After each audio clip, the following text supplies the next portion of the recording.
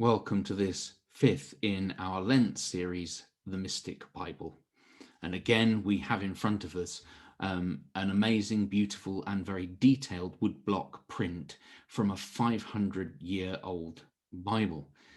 And one of the things that we're looking at is how certain surprising ideas come out through this Bible that perhaps would challenge some of our modern perspectives.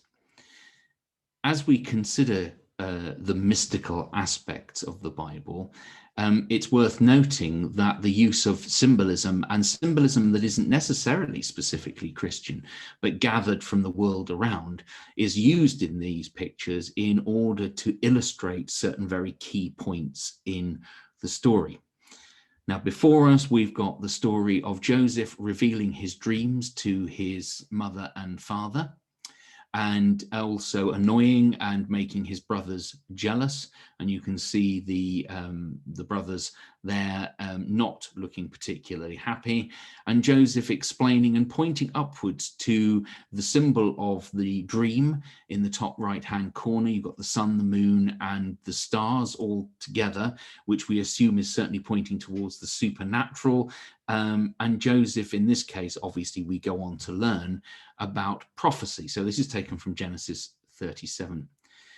Now, it may also be that in the top left corner, we've got one of the other prophecies there that he makes about the wheat sheaths and the predictions of the future. Prophecy in itself is obviously a mystical process. It's an engagement with the supernatural, the idea of foresight. But in this particular case, also, we have a different form of symbolism in the story, in the size of the characters. Now, this is an artist that's perfectly capable of making realistic images in perspective, but chooses in this case to make Joseph's parents far larger in scale than the brothers. Now, they're all adult brothers. They've all got beards. These are not children brothers. Joseph is the young one.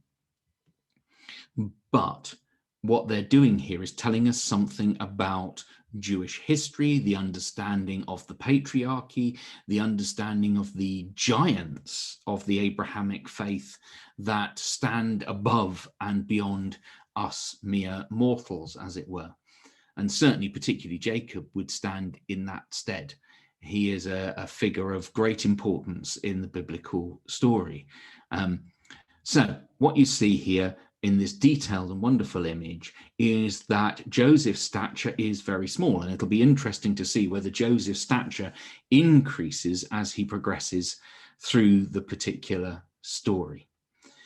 And the images being used to represent the dream and the supernatural are again potentially taken from old pagan religions. And as we've established before, there was a certain fear around those religions and the use of those images that came in later. But at this stage, there's no reason why we shouldn't use whatever images we have around us. So my encouragement tonight in our journey towards Easter, and as we think about our trying to be open to the mystical aspects of the Christian faith, the thing I'm saying here is read between the lines. It is not enough simply to pick up the Bible and hear the literal words in front of you, in no way to undermine the literal truth of the words, but that written between those lines are some very, very powerful messages. And the artwork here does something to focus on the things that might well have been important in this story.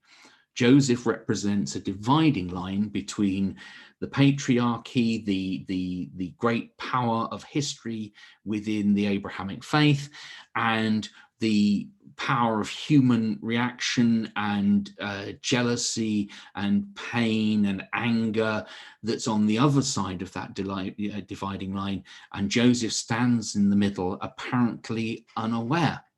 So maybe, if nothing else, this is an encouragement to awareness of the environment around us and understanding the factors that are involved. Hope that's been of interest, and I hope you'll join us tomorrow.